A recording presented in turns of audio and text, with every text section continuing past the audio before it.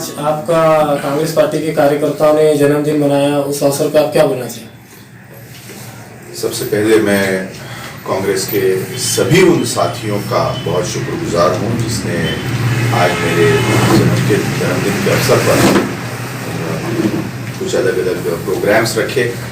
मैंने हमारे कांग्रेस के सभी भाइयों से आह्वान किया था कि हार में फूल में ज़्यादा पैसे ना खर्च करते हुए, लोग परेशान हैं इसका ख्याल रखते हुए लोगों में जाकर उनकी मदद करें। इसके मद्देनज़र काफ़ी प्रोग्राम्स हुए, जैसे हमारे अनुसूचित जाति की तरफ से रिप्लांटेशंस का उन्होंने आयोजन किया था।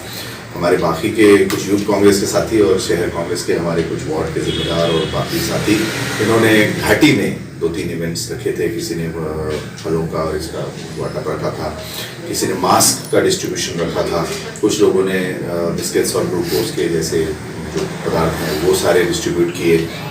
हमारे इंटर के जो अध्यक्ष हैं इकबाल सिंह साहब, उन्होंने स्कूल में बच्चों में जाकर किताबें और पेन ये सारी सामग्री डिस्ट्रीब्यूट की है।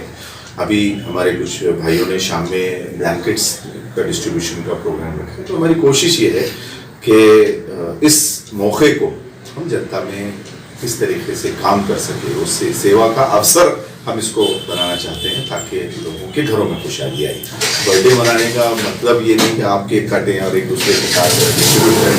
ये एक खुशी का मौका है कि मेरे सारे साथी कांग्रेस के जो हैं वो इस मौके पर मेरे साथ हैं, मेरा परिवार है कांग्रेस, और मैं अपने सभी भाइयों का शुक्र अदा करता हूँ। और साथ साथ मैं अपने पार्टी के नेताओं का, जिसमें हमारे राष्ट्रीय अध्यक्षा श्रीमती सोनिया जी गांधी, राहुल जी गांधी, पहले के हमारे प्रदेश अध्यक्ष रहे बाला साहेब थोराट जी, पृथ्वीराज चौहान साहब, नाना पटोले जी, अमित देशमुख साहब, और सारे यहाँ के मेरे जो स्थानिक नेता हैं सीनियर, मुखिया साहब हों, तोड़े साहब हों, पटेल साहब हों, काड़े साहब हों, शेर साहब हों, छापर साहब हों, अशोक सैना जी हों, पारखे साहब हों, और सारे जो हमारे इब्राहिम पठान साहब हैं, सारे नेताओं का भी शुक्रगुजार हूँ कि उन्होंने मेरे साथ काम करते हुए मुझे एक अच्छा मौका फराहम किया, और अपने सारे वरिष्ठों का, प्रदेश अध्यक्ष हैं नाना बाबू थोराट साहब, सबका भी, कि उन्होंने मुझे ये मौका दिया कि मैं पार्टी के इस मुकाम पे बैठकर, वरना मैं भी एक आम कार्यकर्ता हूँ सारे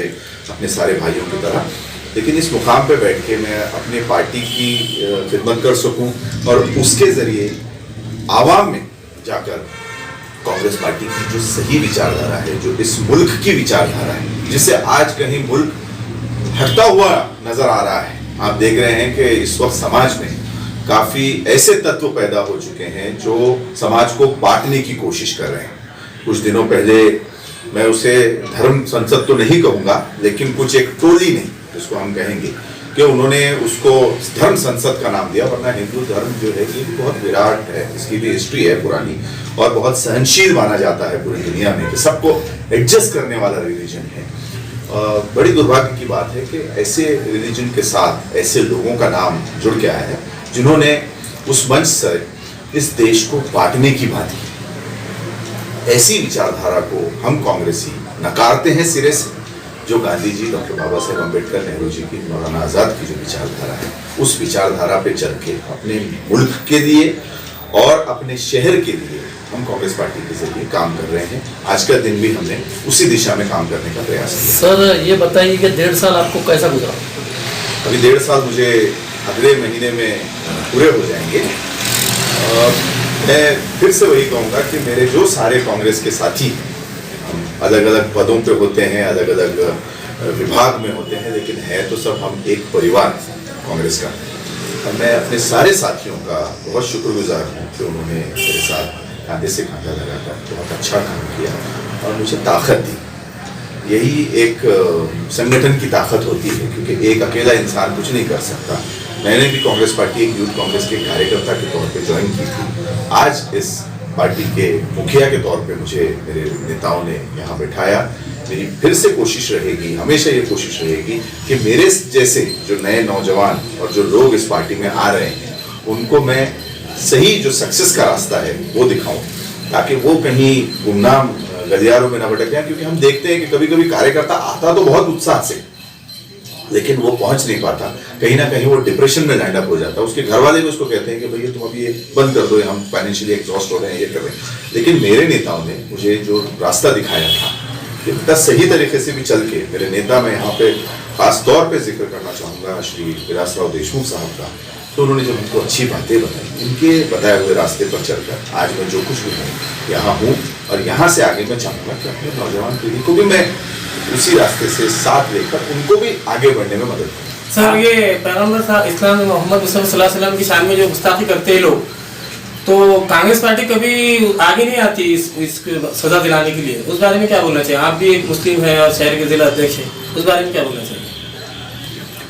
कांग्रेस पार्टी ऐसी किसी बात का समर्थन भी नहीं करती। नहीं, समर्थन की बात आज नहीं। हम जहाँ सत्ता में हैं वहां पर ऐसी अगर कोई कोशिश करे तो उसके ऊपर बहुत कड़क कार्रवाई होगी। जहां हम सत्ता में नहीं हैं, जो लोग सत्ता में बैठे हैं, ये उनकी जिम्मेदारी है कि वो उनको सजा दें। बड़े लेकिन अफसोस की बात है, आज हमारे कुछ दिन पहले एक हमने देखा कि हमारे मुस्लिम बहनों के लिए कुछ वेबसाइट्स ने गलत तरीके से उनकी फोटोज को चुरा कर, मैं उसको चुरा कर कहूँगा, साइबर क्राइम है वो, कि वो अगर फेसबुक पे अपलोड हुई थी, वो फोटोज को चुरा कर उसको गलत तरीके से पेश किया। वो हमारी माँ बहनें जो है, ये हमारी इज्जत है, उसको डिफेम करने की कोशिश की।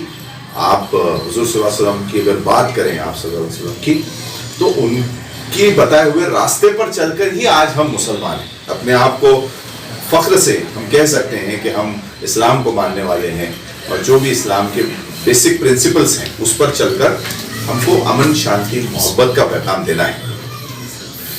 तो हमारी हमेशा ये कोशिश रहती है कि ऐसे तत्व अगर हमारी सरकार में है तो उन पर सजा, कड़क से कड़क कार्रवाई होनी चाहिए।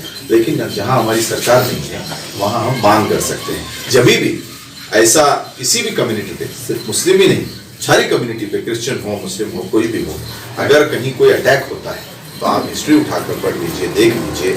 हमारे नेता राहुल जी हों, सोनिया जी हों या प्रियंका जी, उनका सबसे पहला ट्वीट आपको मिलता है, क्योंकि जब कोई बड़ा नेता ट्वीट करता है तो वो मीडिया में उस बात की चर्चा शुरू होती है।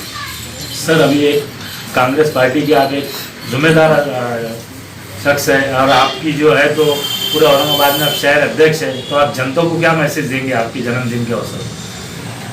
मैं हमारे औरंगाबाद के सभी शहरियान को जो आपके माध्यम से देख रहे हैं उनको यही पैगाम दूंगा कि हमारा औरंगाबाद जो शहर है ये बड़ा कदीम और एक बहुत मतलब जिसको हम कहेंगे गहराई से सोचने वाले लोगों की ये ज़मीन रही है। यहाँ बड़े बड़े औलिया आए हैं, यहाँ बड़े बड़े संत हुए हैं इस धरती पर। ऐसे वारसा जिसको मिला है, ऐसे हम औरंगाबाद कर अपने आप को मानते हैं। इस शहर को आप जातिवाद के जहर के चलते न बटने दें, मिलजुल कर, चाहे यहाँ मराठा हो, मुसलमान हो, एसी समाज हो और दीगर समाज हैं, सारे मारवाड़ी हैं, जैन हैं, पारसी हैं, सिख हैं, क्रिश्चियन हैं, उन सबको हमको एक आना है। और जो हमारे जो नेता हुए हैं पहले, जिसमें डॉक्टर रफीक ज़करिया हुए हैं, बाबूराव काड़े हुए हैं, भारत साहब पवार हुए हैं, काजी सलीम साहब हुए हैं, अजीम साहब हुए हैं, बहुत अच्छे अच्छे नेता यहाँ से औरंगाबाद की धरती से हुए हैं। उन सब ने हमको एक ही पैगाम दिया कि एक रहो और इस ज़मीन के लिए काम करो।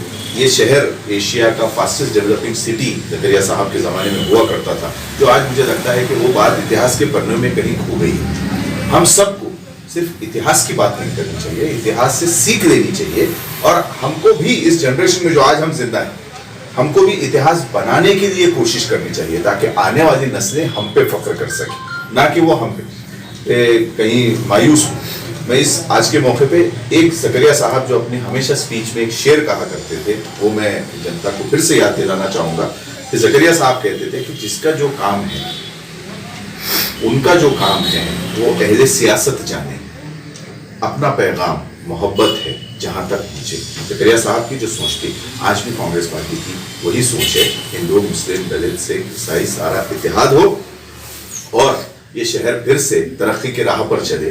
और ना सिर्फ औरंगाबाद, ना सिर्फ महाराष्ट्र, पूरे हिंदुस्तान के लिए कहीं ना कहीं औरंगाबाद का एक अहम मुकाम हो, एक अहम नाम हो, यही हमारी कोशिश है। सर, एक आखिरी सवाल, अभी महानगर पालिका के चुनाव को सामने आने वाले हैं, तो सर आपको क्या लगता है कि कांग्रेस और जो दूसरी पार्टियां हैं आपके जो सपोर्ट में जो 3 लोग हैं, 3 पार्टियां हैं, तो ये महापौर बना पाएंगे सर? और दूसरा उससे जुड़कर एक सवाल है कि ओमिक्रॉन, ये कोरोना, ये वापस फिर से आने वाला आ रहा है, तो उसके बारे में क्या मैसेज देंगे? 2 सवाल से।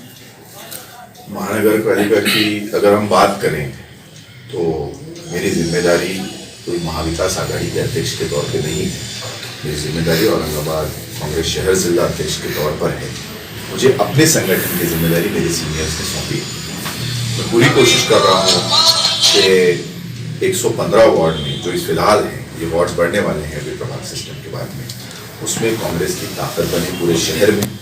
हम अपने तौर पे ये कोशिश करें कि हम सत्ता ला सकें, कांग्रेस का महापौर ला सकें। कांग्रेस का महापौर लाना ये हमारे लिए अपने एज अ पार्टी तो एक जिम्मेदारी है ही, लेकिन एक शहर के एक आम बाशिंदे की तरह मुझे भी ये ख्वाहिश रहेगी कि इस शहर में कांग्रेस का महापौर हो, महानगर पालिका पे किसी एक रंग का झंडा ना लहराए। महानगर पालिका पे जो हमारा देश का तिरंगा है वो लहराए, और पंजाब जो हमारा साइन है, ये वैसे भी लोगों के जहन में हमेशा से रहा है, उसको एक नई शक्ल देते हुए पार्टी को हम आगे जा रहे हैं। और कोशिश ये करेंगे कि महानगर पालिका इस बार कांग्रेस की सत्ता है वहां पर, और यहाँ के लोगों के कामों, औरंगाबाद के लोगों के दिन घरों में खुशहाली है। ओमिक्रॉन, दूसरा आपने ओमिक्रॉन की बात की, तो इसके बारे में एज अ गवर्नमेंट में जब हम हैं महाविकास आघाड़ी की तरफ से, आपने देखा कि सबसे ज़्यादा जो असर हुआ था उसमें महाराष्ट्र था।